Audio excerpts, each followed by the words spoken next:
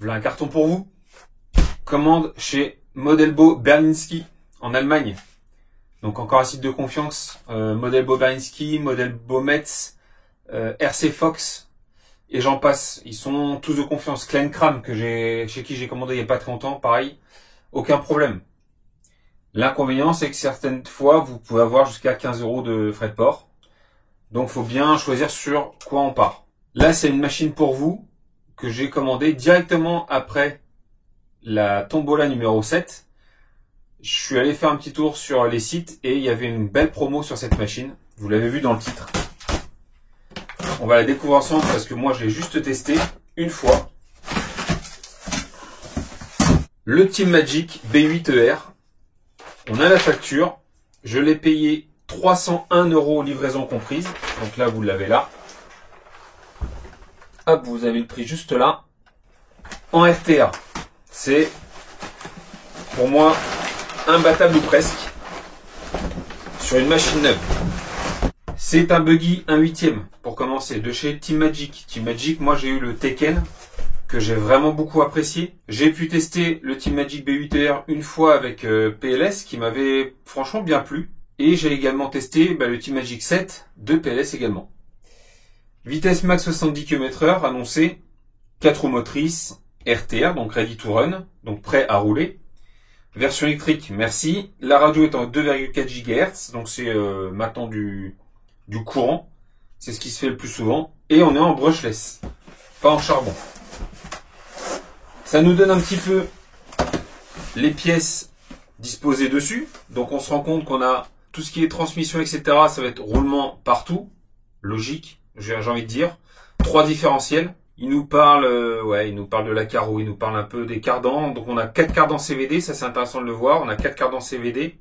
Renfort de châssis en aluminium. Barre de direction, barre d'Ackermann en alu. Les tourelles en alu. Amortisseur full aluminium. Boîte de réception, c'est pas toujours le cas. Donc c'est plutôt assez complet. Et puis à 300 €, je vais vous dire, j'aurais presque pu le prendre pour moi celui-là. On va s'ouvrir ça ensemble. Découverte de la machine. La radio Team Magic, donc ça doit être la même que pour les Tekken. Exactement, c'est la même radio. Donc c'est badgé Thor dessus, avec bouton d'allumage en bas, le réglage de trim de direction, trim de gaz et le dual rate. Et au-dessus, vous avez l'inversion des voix et un bouton de bind. Donc pour binder avec votre récepteur. Logiquement, c'est déjà fait. L'alimentation se fait par 4 piles, donc double A. On a le câble de bind pour le récepteur et un câble d'antenne. On va sortir la machine. Et en dessous, nous avons notice et outillage. La machine d'origine. Là, sans y toucher, franchement, c'est déjà pas mal. Ah ouais, pour les amortos, ils ont mis ça. Alors, ça me fait penser un peu, il y a ça sur les petites machines chez Arma. Plutôt que d'avoir des bagues rotatives là pour régler le tarage des amortos, vous avez des petits inserts en plastique qui viennent se mettre. Donc vous en mettez plus ou moins, c'est fourni dans la notice, on l'ouvrira après. Et comme ça, vous pourrez durcir un peu le tarage de l'amortisseur. Pourquoi pas, je préfère la bague rotative, c'est plus... Je trouve ça plus qualitatif que ces trucs-là. Après, est-ce qu'on en perdra ou pas, on verra au test. Les tourelles en alu, ça a pas l'air d'être... Non, c'est pas du 70-75, ça, c'est de l'embouti. Donc ça sera moins rigide que du 70-75. On va savoir tordre ou pas. Ce qui sera sympa, sur tous les buggy, ça sera de se mettre des petites protections d'amortisseur. Donc ça, je vais les acheter sur AliExpress, on va les commander. C'est 1 € les deux, enfin voilà, ça vaut pas le coup de se priver. On se mettra ça pour protéger un petit peu les têtes d'amortisseur ici. Sur un buggy, ce qui est bien, c'est que, enfin bien et pas bien, la carreau va pas trop prendre. Par contre, on le voit là, ça se balade bien comme il faut. Elle est un peu trop large par rapport au châssis, c'est dommage. Déjà là, petit point, c'est un peu dommage. Donc il faudra peut-être mettre des scratchs, on mettra peut-être du velcro sur la carrosserie, entre carrosserie et le châssis, pour venir coller ça comme ça, pour voir si ça tient. Et là, il y a quand même un bel écart entre les deux. Il y a pas loin d'un petit, un demi-centimètre, voire 1 centimètre. C'est dommage. L'aileron est quand même pas mal souple, ça va. Ça va, c'est pas trop mal. On peut faire pas mal de réglages sur les trains, donc ça c'est bien. Pour rappel, j'entends les fans Traxxas qui vont hurler, mais ce que j'ai pu voir à peu près là sur le Jato, le nouveau buggy Traxxas, bah t'as pas de réglage possible sur un buggy à 500 ou 600 euros. Là celui-là il est à 459 et là bon j'ai touché à 300 Black Friday. Et tu peux régler carrossage, pincement, ouverture, voilà. Voilà. C'est un choix, c'est un choix. T'as des vis de drop également. Ouais. Vous avez des triangles pleins. Les triangles avant et arrière sont pleins. Donc beaucoup plus de matière. Donc c'est bien que ce soit rigide. Le risque, c'est que plutôt que ça torde, bah, ça casse. C'est toujours le risque avec les plastiques très durs. On verra ce que ça donne, pareil. De toute façon, je vais pas faire 50 tests, je vais vous les faire gagner. Donc je vais faire 2 packs, je pense, avec. Sur circuit. Les roues d'origine, c'est des roues à gros crampons. Donc là, bah, c'est fait pour aller rouler en tout terrain, ça, pas vraiment sur circuit. Mais on la testera comme sur circuit et on se testera avec les petites roues là que j'ai à VP Pro sur le Mini Caracal. On les testera dessus. Sous la carreau, ça a déjà commencé à rayer un petit peu la carrosserie ici. Et forcément, ça se balade dans le carton, donc bah, ça abîme un petit peu la carreau. C'est dommage, c'est dommage. Chez Team Magic, donc là, bah voilà, pas de surprise. Alors par contre, est-ce que c'est fourni le shunt? Le shunt n'est pas fourni, par contre, c'est dommage ça. Là, en fait, il n'est pas RTR. Hein. Il faut forcément 2 batteries ou déjà disposer d'un shunt. Donc là, on va déjà se parler niveau installation. Le souci, moi, que j'ai eu sur le Team Magic Tekken, c'est cette partie-là là, qui s'était desserrée. Du coup, j'avais dû démonter pour recoller cette partie-là avec une vis un peu plus costaud. Et j'avais perdu au premier run l'antenne, ou le support d'antenne là. Donc on verra si ça tient sur celui-là. La boîte de réception est vraiment bien centrée. Ici, on a la protection pour la couronne. On retrouve un petit peu la construction du Tekken. Par contre, je trouve ça moins qualitatif que sur le Tekken, où là on voit qu'on a une vis avec un riselant pour tenir les câbles. Alors que sur le Tekken, les câbles étaient directement fixés dessus avec un petit morceau de plastique là qui tenait vraiment bien les câbles. Là c'est quand même propre, hein, mais je trouve ça plus propre sur le Tekken encore. Sinon il n'y a pas de câble apparent. Le câble de direction, le câble de essai sont bien dissimulés. Ça passe sous le bac à lipo. Et puis ça passe en dessous ici, là c'est propre. Franchement c'est propre. À l'avant, ouais, c'est assez ferme. Plus souple à l'arrière qu'à l'avant, ok. Et au centre, on est plutôt assez souple, j'ai l'impression. Ça doit être à peu près comme à l'avant. Alors, c'est pas évident forcément de se rendre compte. Mais ça a l'air d'être à peu près comme à l'avant, à première vue. On va regarder dans la notice si c'est noté ce qu'on a dedans. En tout cas, il est souple. Je m'attendais à ce que ça soit plus souple que ça. Sorti de la boîte, là. On va voir en retirant les petites bagues de tarage. Les ressorts. Ouais, ça remonte bien, hein. Ça doit être assez épais quand même. La machine en soi n'est pas très lourde. On la pèse ou pas? Allez, on la pèse. On va comparer avec le Caracal que j'ai derrière. Le B8ER, nous sommes à 3,3 kg. Tout équipé, juste sans la batterie par contre. 3,3 kg. Et le Caracal, alors c'est pas les mêmes roues, hein, ça joue aussi. 3,3 kg. On est au même poids, 3,350 kg. Si on les compare un petit peu, qu'on les met côte à côte, donc on voit que les réglages sont à peu près, alors à première vue comme ça, à peu près équivalents. Il y a du carrossage à l'arrière, très peu à l'avant. Et on a du pincement également à l'arrière. Donc, les réglages de base ont l'air pas mal déjà sur le B8ER. On voit que les systèmes de fixation sont équivalents, donc souvent on peut retrouver des triangles en haut, supérieur. Là c'est des tirants. Comme sur le Caracal, on a les barres anti-roulis, franchement niveau équipement il est complet. Hein. Une machine à 300 €, tout RTR, celle-ci c'est le prix du châssis à 300 €. Par contre le Caracal était vraiment très costaud. J'ai eu beaucoup de chutes avec. Et pour ça, il m'avait beaucoup plu parce que c'est très résistant. Ensuite, le moteur, c'est le 2500 kV, donc comme sur le Tekken. C'est exactement la même chose avec le WP8BL 100 A. Donc là, ça serait une machine qui ne roulera uniquement qu'en 4S. Le renfort de châssis avant et arrière. Donc l'avant en renfort châssis en plastique par contre. La plaque de direction en alu. C'est très ressemblant au Tekken, franchement, dans la construction en tout cas. Le châssis, par contre, il y a une énorme fenêtre au niveau de la couronne de diff centrale. Donc là, j'espère qu'on prendra pas trop de caillasse. Et cette fois-ci, contrairement au Tekken, on a un châssis... Non, toujours pas, on n'a toujours pas un châssis symétrique. Donc c'est un peu la marque de fabrique Team Magic, ça. Le châssis n'est pas symétrique, encore une fois. Là, on voit, si on prend le centre du châssis ici, bah, de ce côté-là, c'est plus large. C'est plus large de ce côté-là que de ce côté-là. Donc de ce côté-là, on a l'ESC et le bac à lipo ici, et de ce côté-là, on a juste le moteur. C'est un peu la spécificité de Team Magic. Ils ont des châssis, on va dire, asymétriques.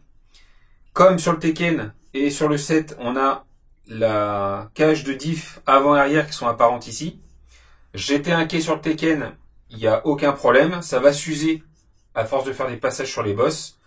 Mais une fois que c'est à fleur du châssis, eh ben, il n'y a plus de problème, ça viendra jamais percer la cage de diff. C'était un peu ma crainte lors de l'unbox du Tekken. Là, ce qui est étonnant par contre, c'est qu'on a la fixation de la barre anti-roulis qui dépasse légèrement du triangle. C'est étonnant, j'ai jamais vu ça encore. Bon, par contre, on voit que c'est protégé, hein. Mais par contre, à force de frotter, là, est-ce que ça va pas... Non, de toute façon, ça frottera pas. Je dis des bêtises, ça ne frottera pas ici puisque c'est la roue qui est en contact. Donc ça ne viendra pas frotter. Ils ont fait un système bizarre, ouais, je trouve. En général, c'est fixé au niveau du triangle. Là, ce qui est sympa, c'est que ta vis est directement accessible. Donc pourquoi pas. Pourquoi pas, à l'arrière, pareil.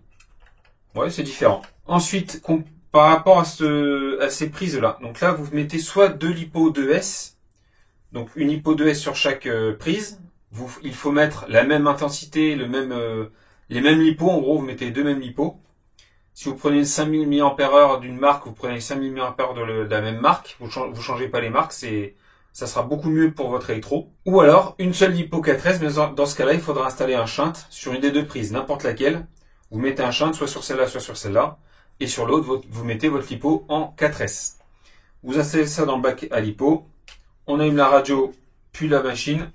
Et on peut tester la machine. Moi, je vais vérifier vite fait un petit peu les serrages quand même avant d'aller rouler. Et on se retrouvera directement sur la piste du bois de rose. Bah, pour faire le premier pack, je pense qu'on va en faire deux. On va se limiter à deux pour éviter de trop l'abîmer. Je veux pas trop marquer la machine. Ce que je vais faire directement, c'est mettre du scotch à l'intérieur renforcé pour éviter que ça abîme trop la batterie quand ça va venir frotter ici là. La batterie quand ça va se balader là, il se peut que la lipo vienne frotter sur la carrosserie et comme ça me l'avait fait sur le Tekken, ça retire un peu la peinture. Donc ce qu'il faut faire directement, c'est mettre du scotch à l'intérieur pour protéger. Et ça vaut pour toutes les machines. On jette un coup d'œil rapide au niveau de la notice. Donc là, vous avez comme d'habitude un kit de stickers sur toutes les machines maintenant. Rares sont les fabricants qui ne fournissent pas de petits kits de stickers. Quand la machine est livrée, là, on voit que ça a été ouvert chez Model Boberlinski. Ils les ont installés, pour certains. Et ils nous laissent le choix d'installer les petits B8ER, Team Magic, les stickers d'aileron et un gros Team Magic en bas. Donc ça, je le laisserai comme ça. Ça sera le gagnant qui choisira s'il les met ou pas. Donc les setups de base, on a une petite fiche fournie par donc HRC, donc le distributeur de Team Magic, qui fournit les setups de base. Donc ça, c'est sympa. On est en 450 à l'avant, CSP, et 350 à l'arrière. J'aurais dit beaucoup plus dur, c'est marrant. Donc les ressorts doivent être assez fermes. Alors du coup, il nous explique suivant le terrain sur lequel on va rouler, ce qu'il faut mettre dans les divs. Donc ça, c'est sympa. Donc si vous roulez sur circuit, 12 000 au centre, 6 000 à l'avant et 3 000 à l'arrière. Si vous roulez sur de l'herbe, 50 000 au centre, 25 000 à l'avant, 12 500 à l'arrière. Et si vous roulez sur parc, etc., 50 au centre, 100 000 à l'avant et 25 à l'arrière. C'est sympa qu'ils fournissent ça. C'est pas toujours le cas, des fois il faut un peu y aller au jugé. Rien n'empêche après d'adapter. Ensuite, toutes les pièces options Team Magic. Donc les pièces options Team Magic sont pas données. Mais apparemment, quand tu les changes, après t'es tranquille. J'ai jamais eu l'occasion de tester, donc je ne pourrais pas trop faire de retour là-dessus. Mais ça, c'est toutes les pièces options ALU 70-75 que vous pouvez changer. Donc ça va de la tourelle au cale de train, les différentes duretés pour les ressorts, les barres anti-roulis, la barre de direction en carbone, enfin là il y a la totale. Hein. Il y a toutes les pièces que vous voulez et avec les références. Petite explication sur la radio. Donc tout ça, bah, évidemment, je vous le donnerai au gagnant avec. Le manuel d'instruction avec le réglage de l'ESC. Donc on ira jeter un coup d'œil. D'origine, on est en marche avant, marche arrière avec frein. Le drag brake à 0, donc ça ok. La coupure, donc on a 3 volts. Donc moi je vais la passer à 3 volts 4 au plus haut. Le punch, on est à 5 sur 9. On va le laisser comme ça pour tester. Et les freins, on est à 50%. De mémoire, sur le Tekken, je crois que j'avais baissé un petit peu les freins. Il me semble que j'avais baissé un peu les freins. On testera comme ça. Donc je vais juste remonter la coupure. La coupure qui là d'origine est à 3 volts, c'est pour moi trop bas. Ça a tendance à détériorer les batteries et à créer de la résistance au niveau des cellules. Ça nous explique voilà comment brancher la température maxi du moteur jusqu'à 90 degrés, ils disent. Donc à partir de 90 degrés, vaut mieux mettre un ventilo ou baisser un petit peu le pignon pour que ça chauffe moins, que ça tire moins sur l'électro. Et puis après, on a vu les vues éclatées. Donc comme sur le Tekken, c'est ce qui m'avait plu. Contrairement, par exemple, à Obao, que j'aime beaucoup. Là, c'est les vues éclatées par train. Donc vous avez le train avant, vue éclatée du train avant. Sur la page d'après, vue éclatée du train arrière. Et vue éclatée du centre après. Voilà. Vue éclatée du centre, vue éclatée du train arrière. Ça, c'est comme sur Team Magic. Ça m'avait bien plu chez eux. C'est sympa. Et là, tu peux noter tous les réglages que tu fais sur la machine. Donc c'est vraiment pas mal, ça, cette histoire. Ça rejoint un petit peu les machines compétition. Vous trouvez ça souvent sur les machines un peu typées compétition. Là, ils ont mis ça aussi. Ils s'en sont inspirés, je pense. Ensuite, le dernier, qu'est-ce qu'on a là? Donc là, c'est full allemand. Donc, je vais pas vous faire... Ah, là, on a une partie en français. Ça nous réexplique encore une fois l'allumage de la radio, l'explication pour faire le neutre de la radio. Donc ça, c'est très bien. Donc pour ceux qui ne savent pas le neutre de la radio, allez voir dans la vidéo atelier. Je l'explique bon nombre de fois. Comment faire le neutre de la radio avec la machine. Le démontage des roues, ne pas pincer les câbles. Enfin, voilà, toutes les sécurités, toutes les bonnes pratiques à avoir avec une machine. Ce sera fourni avec la clé de roue en 17. Les petites bagues, comme je vous avais dit, de réglage du tarage des amortisseurs pour les durcir éventuellement. À mon avis, là, ça suffit largement. Pour rouler sur circuit, en tout cas. Si on roule en tout terrain, évidemment, ça vaudrait le coup peut-être de resserrer un peu. Donc, pour commencer cette année, voilà votre machine. Tombola numéro 8. Un Team Magic, alors tout neuf, mais il aura 2 packs. Parce que moi, quand même, le plaisir, je vous l'avais dit, c'est de tester des machines avant de vous les faire gagner. Sachant que là, en plus, j'ai rajouté un petit peu au bout. On avait 280, je crois, 280 euros. J'ai rajouté les 20 euros qui manquaient pour pouvoir tester cette nouvelle machine. Sur ce, je vous souhaite à tous et toutes une très bonne journée. Je vais me préparer ça. Et on se retrouve très prochainement au Bois de Rose pour le premier pack avec. Bonne journée à tous. Et bisous caresses, salut!